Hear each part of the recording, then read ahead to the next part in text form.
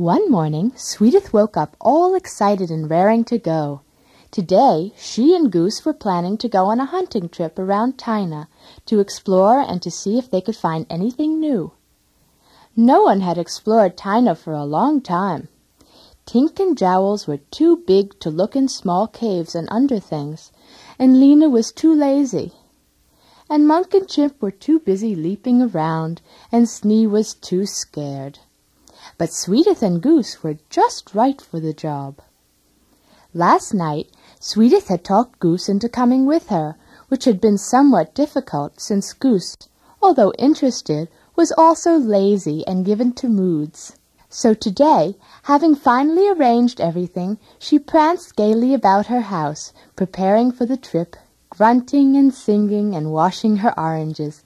La la la la la la la la dee da da da da da.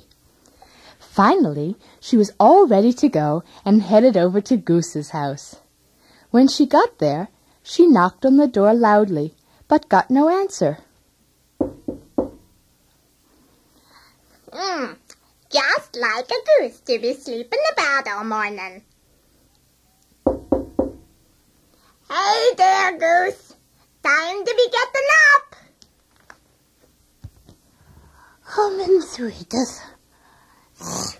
Hey, don't you know what today is?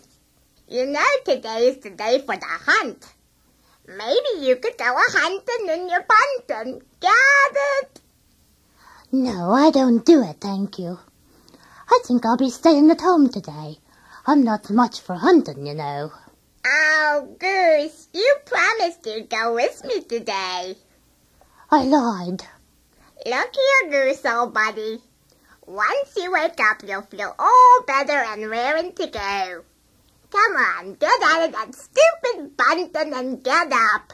Maybe you should give me one of your oranges, and then I'll be strong enough to go hunting. Sure thing, Goose, old buddy. I'm very happy to give you an orange or two. Well, are you coming? I think I'll go hunting with my bunting. So off they went into the unexplored regions of China, beyond the trees which surrounded Beanbag Pond. They waved hello to Tink and Snee, who were walking over to the pond for a bit of soaking. Soon they came to the thick trees and started to walk through them. After a while, the trees stopped, and Swedith and Goose found themselves on another beach, which looked just like all the other beaches. They were very disappointed. It looked as if there was nothing to explore. Is this what you call exciting? Huh! Sorry about that, Goose, old buddy. Looks like we went on a wild goose chase. Got it? Got it? No.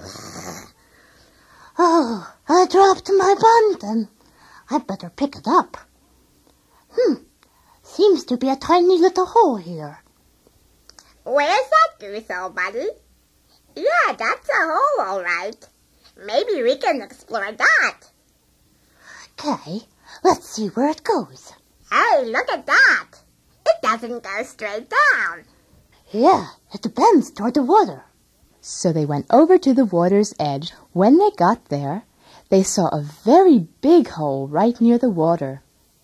This big hole was hidden by a lot of sand piled up on all sides of it to keep the water from running in.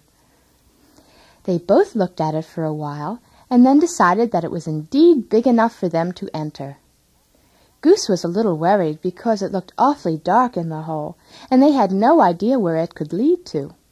But Swedith led the way. Come on, Goose, old buddy. You wanted to do some exploring, didn't you? Well, this is it. Just the same, you go first, Swedith. Soon they were both in the hole and started to walk along in it.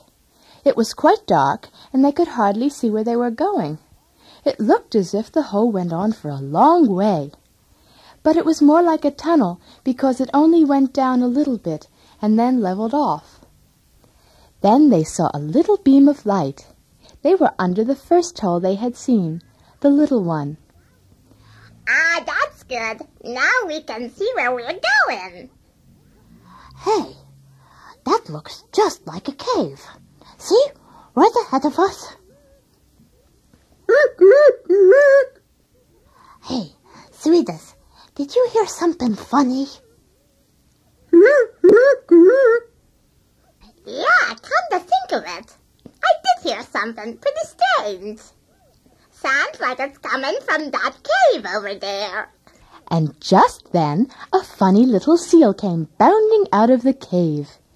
He squinted around to get used to the light, and then he saw Swedith and Goose. Swedith, as usual, was very friendly and went up to the little seal and chirped. Hi there, seal, old buddy. What are you doing down here? Who are you? My name is Swedith, and this here is Goose. How about you? I'm Sunyat. Sunyat? That's a funny name. Maybe you got a mom yet? Got it. No. Anyway, we live on China, and we come exploring, you see. And we were wondering how you got down here. I live here. You mean you like living in that cave? Yeah, I like it. Wow, didn't you ever look around when you were outside?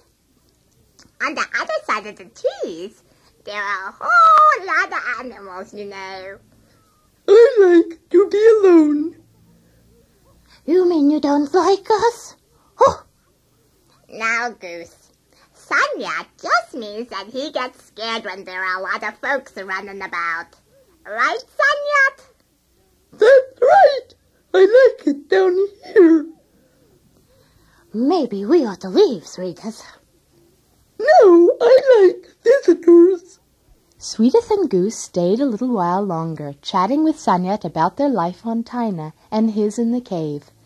Sunyat was very happy that they had come to visit and asked them to come every now and then for a chat.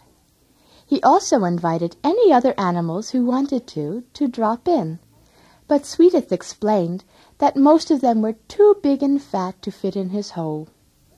Goose thought that maybe Snee and Turt would come if they weren't too scared of the dark. Finally, they all said their goodbyes, and Swedith and Goose made their way back to the center of China, happy and excited. They arrived at Beanbag Pond and found Tink, Snee, and Lena dipping their feet. Hi there, explorers. Find anything good?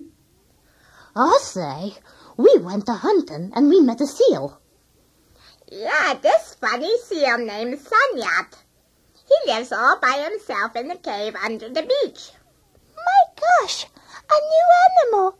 Can we come and visit him? You gotta walk down a long dark tunnel to get to his cave, you know. And I'm afraid that Tink and Lena are just too fat to fit in the hole. You mean we can never go visit him? Kinda looks that way, Tink, old buddy. But maybe after a while, he'll want to come out of his cave and look around a bit. That's nice. I'm too lazy to go visit him. But I can visit him, can't I? If I go with Swedith and Goose. I sure Snee, old buddy. He's real friendly, and I know he'd like to meet you. Tell him that we'd all like to meet him, and we'd be very happy if he'd come to the pond and soak with us for a bit. And so all the animals sat and soaked, thinking and resting as the sun went down on another day in China.